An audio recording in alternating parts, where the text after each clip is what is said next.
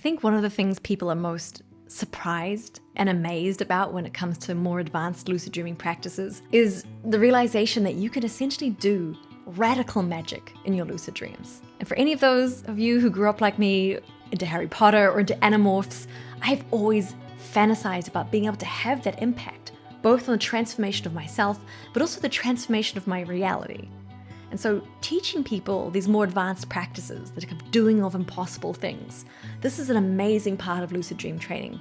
Today I'm going to walk you through some of the aspects of transformation of self and some of the aspects of transformation of reality and some of the benefits that doing these more advanced practices gives us. You might say, well, why do we want to do this? Apart from the fact that it's fun. I think the key thing for both of these is that it helps us to build a flexible and adaptive mind. If you think about the fact that in a lucid dream, your brain is experiencing everything as if it's real. It's grooving it at that same level of importance as waking reality. And you ask yourself, wow, knowing that, what would some of these practices do to our mind's flexibility? So let's take transformation of self, for instance. When you're working with transforming yourself, you're essentially helping your mind to sort of separate from your concrete identification with your physical body. We walk around in the waking reality with this image, a very, very specific, narrow image of what we look like, and kind of conflate that with who we are. And so in a dream, because we're not tethered to our physical body, we have the ability to sort of unpeel those two things. And you may have noticed in your lucid dreams that a lot of the time you will still be in your physical body, just by habit, right? Just you replicate your waking life body in the dream. But these practices help you to transform that, and again, to just start to loosen this kind of concrete identification with it. And that, I think, helps us, especially as we get older, as we age, as we think about death, as we think about the nature of reality, to give ourselves that ability to early disidentify with our physical body as who we are. So what are some of the ways that you can work with transformation of the self in a lucid dream? Well, first of all, I recommend summoning a dream mirror. When you're doing these practices, it can be easier at first to work with the reflection and then to have those move and be reflected into the dream body that you're holding. So that can be a great way, especially if you're doing this for the first few times. And some things you can do, well, you can turn yourself into an animal. You can go morph into a horse or into a bird. And I'm not going to ruin it for you, but I will give you a clue that you will feel the sensations of being an animal, of having a different physiology. It's extraordinary. So play around with that. And then of course you can actually transform your body from being the human you are to a different person, to a different gender, to someone you know, just to an invented person. And again, like playing with that, playing with the flexibility of identity is really, really interesting. And the other thing you can do with transformation of self is to play with the size or the composition of your body. So you can make yourself a giant or shrink yourself all the way down. Or you can add other limbs. You can add wings to your human body or horns or an extra arm.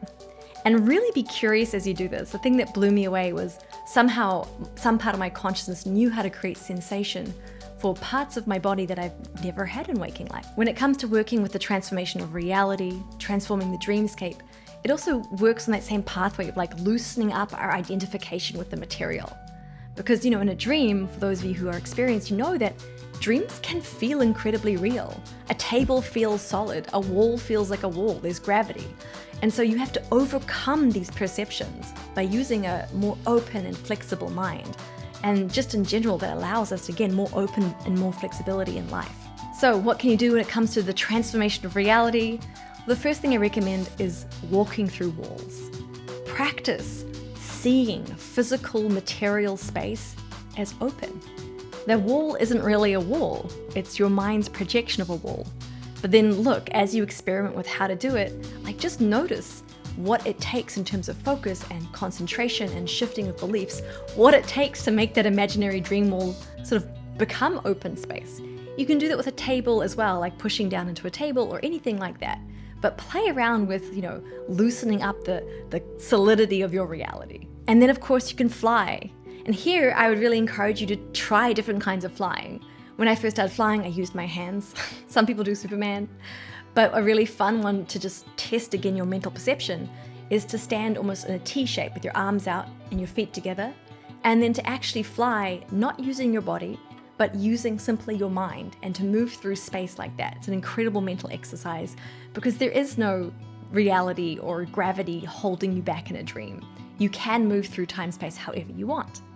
And so speaking to that, it's thinking about when you're wanting to go somewhere. Instead of walking there, you can collapse time and space. You can see where you want to go and then know that you're there and appear there immediately. So playing with how you transport yourself is a great one too. And then of course you can tweak things like the multiplication of objects. So focus on something and then imagine that there's 4 of them, and then make it big and then make it small. And this sounds simple, but it took me dream after dream after dream to really get this, to do this with my mind only. And to start, you can use your hands or commands. It's often a bit easier, but try work up to the point where you're doing magic solely with your mind. These transformation practices help us not only to just enjoy and explore the dreamscape, but to build a more flexible and adaptive and responsive mind, which ultimately flows over into our waking state and supports us there too. If you're enjoying exploring your dream realm, then you know what a big role dream figures play in that. So make sure you watch my video about the question you should ask all major dream figures you come across.